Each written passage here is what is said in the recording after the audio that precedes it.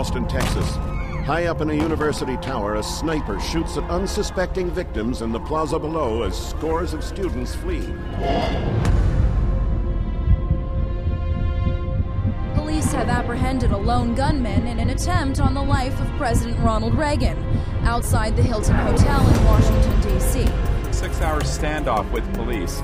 William Cruz is accused of a violent murder rampage that killed 6 people, including 2 policemen. Jeffrey Dahmer stands convicted of strangling and dismembering 17 young men and boys throughout the greater Milwaukee area. Charged with the raping and killing of a 7-year-old girl in a woman's bathroom. Life imprisonment for drowning her 5 children. Family bath sentences for the slayings of his mother. The bludgeoning death of her 2 young sons. Custody for the stabbing death of his daughter. Less than 3 months before the murders.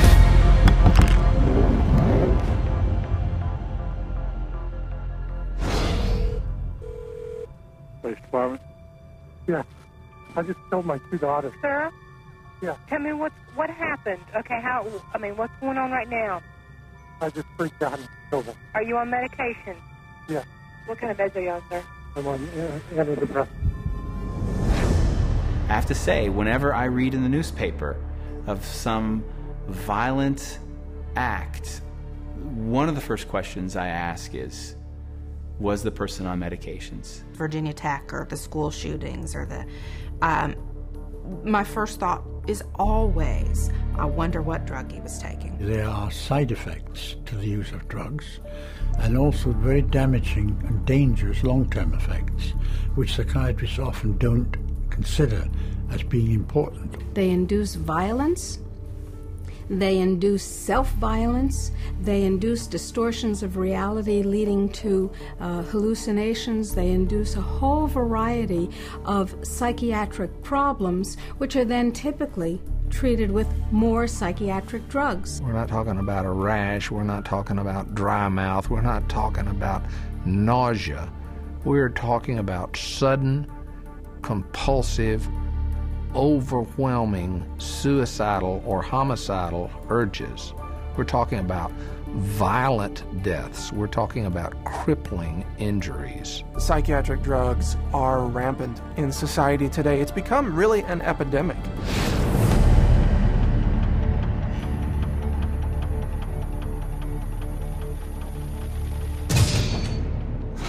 The first drug that they put him on, I did not like it. He had very bad reaction. He became a completely different person. He was very, as you would say, aggressive. He became obsessive compulsive, paranoid about bad guys, afraid of dying.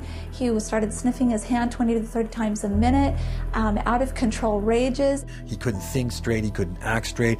It made him irritable, it made him violent. At one point he threatened to kill himself and to kill me, and he was only 6 or 7 years old. From the moment that I started taking these drugs and to the moment that I stopped, all that happened in my life was things got worse. Depression got worse, the anger got worse, the outbursts got worse. I had no idea what was happening to me. I would start quivering and shaking.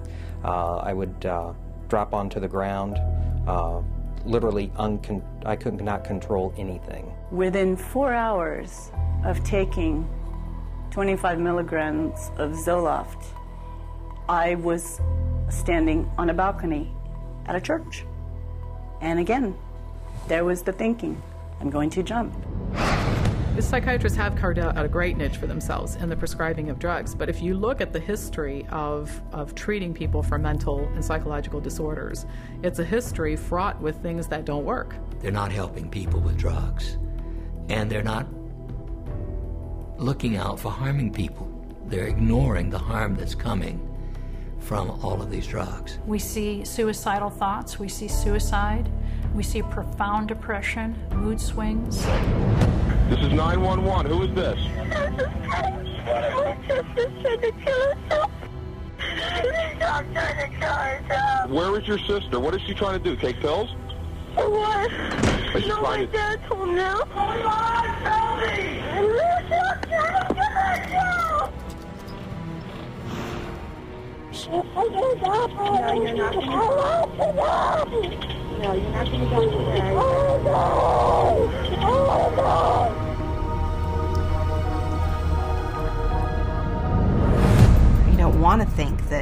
that a drug could affect someone's behavior in that way, but it does. It happens all the time. Suicide is just one in a long list of possible side effects of the medications that the doctors will seldom link to the medication, but instead blame it on the patient. What's the cause of death going to be written?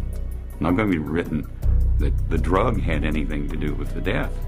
It's going to be recorded as a suicide. There's not a single psychiatric drug out there that's going to fix a problem. At best, it's going to cover up symptoms. At worst, it might kill you.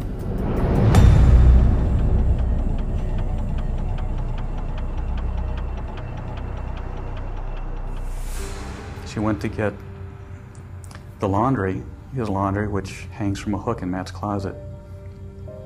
And instead of finding the laundry, she found her son. By the time he died, he was really mutilating himself.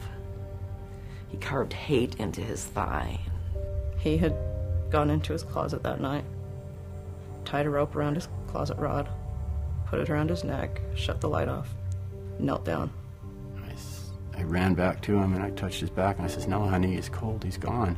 I'm as certain as I can be that Celexa killed my daughter. I will always blame my son's death on psychiatric drugs.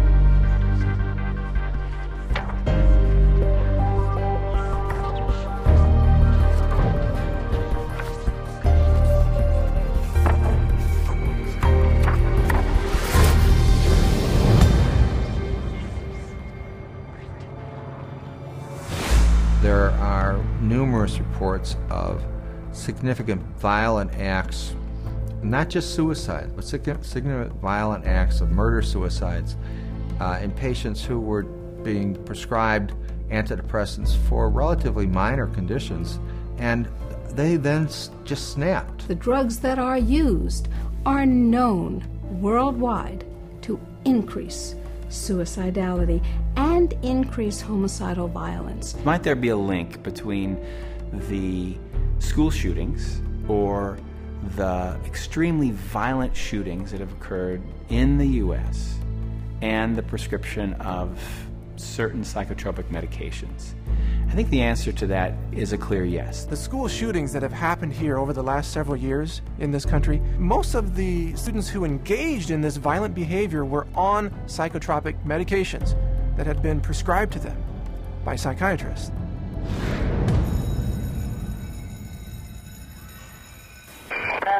Where's your emergency? There's a student shot at Westside High School, Middle School. Been what? A student shot at Westside Middle School. Okay.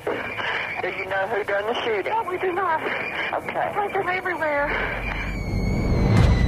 I was lucky I wasn't shot because I was the only one standing up. My friend Nate got shot in the shoulder. Oh my God, I can't believe this is happening. There's tonight, nothing like that happens here. No. You should be safe at school. It should be a safe place. Just horrible images that you never want to see again in your mind. And I was praying to God for someone to come help me. It wasn't just my boyfriend, he was my best friend. A nightmare. I didn't think he had...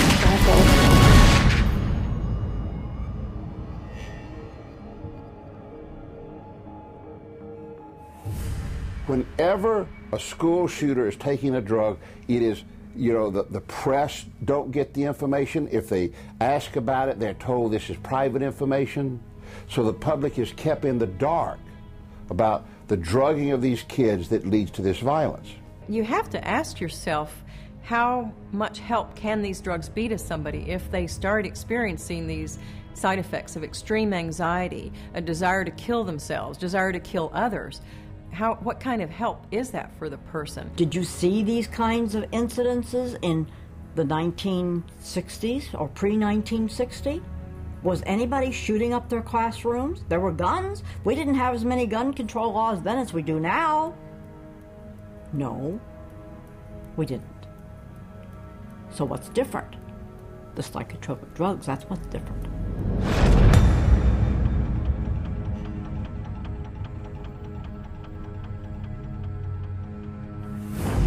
These psychiatrists are, in a sense, crippling people at the same time they claim to be treating them. They are mainly just drug pushers.